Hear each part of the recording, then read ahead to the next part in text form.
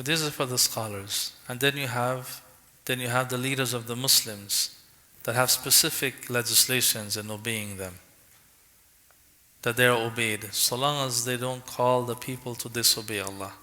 And so long as, even if they're sinning, if their sin does not take them out of the fold of Islam, then they are obeyed. They're not obeyed in their disobedience. They're only obeyed in the things that they call us to obey Allah.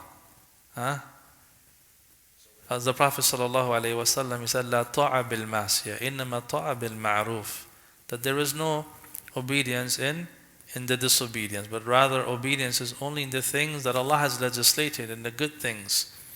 So we don't obey them. When they call us to do what is wrong, haram, we don't obey them in those matters.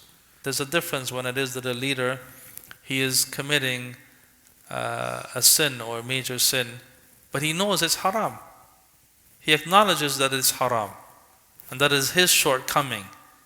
As for if the leader is committing a sin, he's falling to something that is haram, and he's saying that it's not haram, then this is the other circumstance that needs to be taken back to the scholars.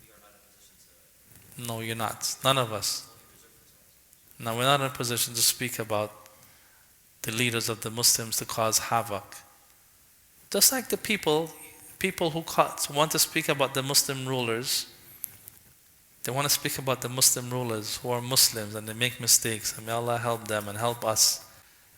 Now, but they will live in certain lands among non-Muslims where those leaders are doing far worse, and it doesn't bother them. It doesn't bother them. And they decide to live in those places. And they speak about a Muslim ruler in a Muslim country where the evil is far less. So it's evident that there is a lack of understanding and a lack of iman when people, they try to incite violence and havoc. Islam is not a religion of violence. Wallahi, Islam is a religion of humbleness and peace and good manners.